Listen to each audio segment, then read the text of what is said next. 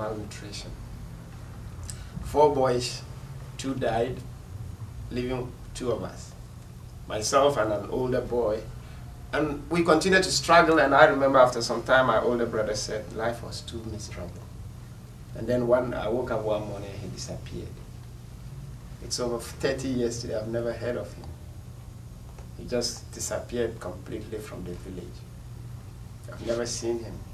I've tried to look for him, I've said, never found him. But then I stayed in the village. I just stayed in the village. Then Catholic Relief Services came there. I was not a Catholic, I was not a Christian. I didn't know what Christianity was. My parents were not. But they still came there and came to the village, and what they did first was to build a school. They built a school.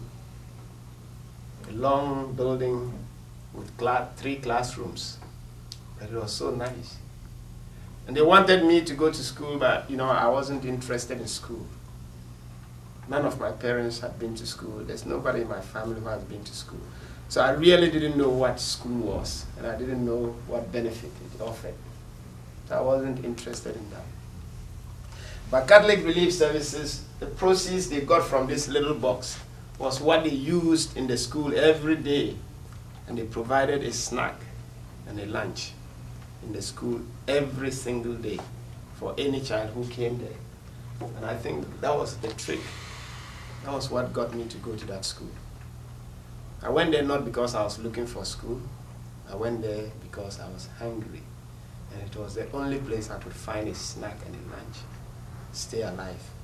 So every morning before I go, I will check to be sure that they will fix that snack. If they were fixing the snack, I was very punctual in school. No snack, I went back home.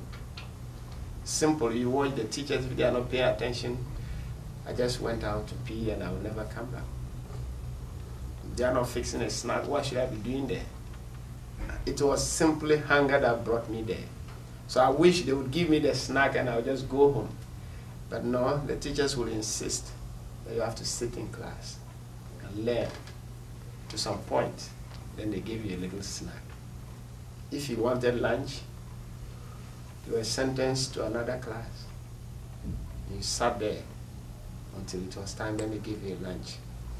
And that was how they caught me and tricked me to go to school. Just with a little snack. As I speak to you, I'm a graduate of Masters in Public Administration.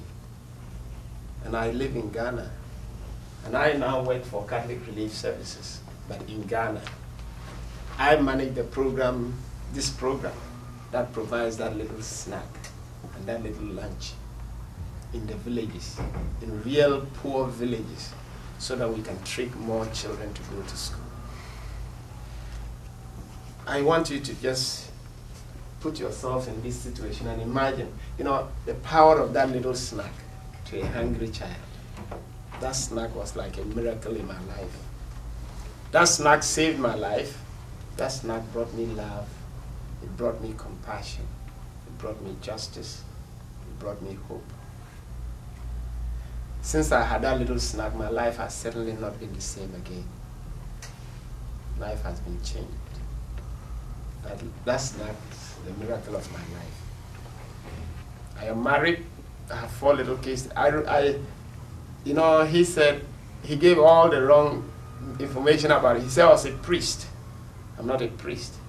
Even though I tried to become a priest, I studied to be a priest for 6 years and I was nearly ordained priest. But I don't think celibacy was tough. Celibacy is not my cup of tea. And I know I have many friends who are still priests, and so sometimes they blame me. Why did you stay in the seminary for 6 years and only at the point of ordination you change your mind? And I say, celibacy is a gift from God, and I don't think God gave me that gift of celibacy. So they shouldn't blame me, they should blame God. It's not my fault. I am married. I have 4 little kids. I have a daughter who is 12 years old, and I have a daughter who is 4 weeks old. And really, I left home on the 16th of January, and she was born on the 17th, so I didn't get to see her. And I know, thank God, when I say this to ladies and the girls, they just they boo at me. They say, shame on you, how could you leave your wife and leave her to give birth and you are not there? I say, wow. But I'm here. It's so hard to be able to tell when a woman gives birth precisely. And so I kept waiting and she kept waiting until I left and she gave birth. But what I want to say is that I have 4 children, 2 daughters and 2 boys. The boys are Kelvin and Melvin, and they are 9 years and 7 years. And the girls are 12 and 4 weeks. The older ones are in school. I'm just commending you. Oh, thank you. Being a family man. Yeah, celibacy. Yeah, you understand that. the girls don't know that. I was teasing them. You know, I said those 3 children are in Ghana and they are in school. And they are doing very well in school. Whether there is a snack in that school or no snack, they have to be there. Because today I can provide that snack. Today I can provide that lunch. And today I can even provide dinner for them. Because somebody else provided a snack for me to go to school. Today I have been empowered to be able to provide that snack, lunch and dinner for those kids to stay in school. Teaching me to catch fish. Now I catch fish and I can feed them. You know, and they have to be in school because now I have now come to understand the value and the importance and the significance of education. And I now see education as liberation. Liberation from poverty, from hunger, from disease, from suffering. I now see education as salvation. It's salvation, of course. It saved my life. You know, it's a beautiful, beautiful experience. Sometimes you wonder, you say, the world is so full of problems. Thousands of people are dying, war, conflict, and hunger. The economy is going down. It's like, well, what can we do? There's nothing we can do. There's something you can do. Just a little snack can save a life. How much does it take to get a snack? When we're in school, $1 will provide a snack for 10 children. That's how we compete and we provide snacks in the village. Just $1 provides a snack for 10 children. And that gets that child to like school and love school and stay in school and save his life or her life.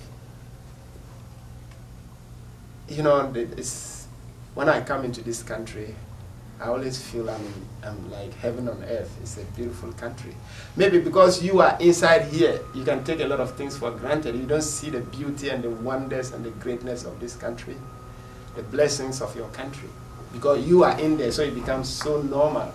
But when I come from outside, from this poor little environment into this country, it's like heaven. Beautiful. Nation that is so blessed. A nation of plenty. A nation of abundance. You know, you have to always thank God that if you are looking for a glass of water, it's there for you anytime. It's not the same in other parts of the world. You have to really thank God that when you are hungry, you don't have to sit down like this and ask yourself, how and when will I find my next meal? It's there when you need it. Lots of good food here. I think I've been here 4 weeks and I've put on 5 pounds, almost 6 pounds. My best food is French fries. I love it. I will miss it when I go back. But you see, I think I've been to so many schools. And sometimes when the kids invite me for lunch and I sit with them, after lunch, when I see how much food gets trashed by the kids, then it reminds me of my own life. My 2 siblings who died because we didn't have that to eat. I've stayed with families and I've seen parents, they have to really bribe the kids to eat and to drink their milk and to take their snack. I've seen mothers, they have to tell the kid, if you don't finish your snack, you cannot do this, and the child will be angry and crying.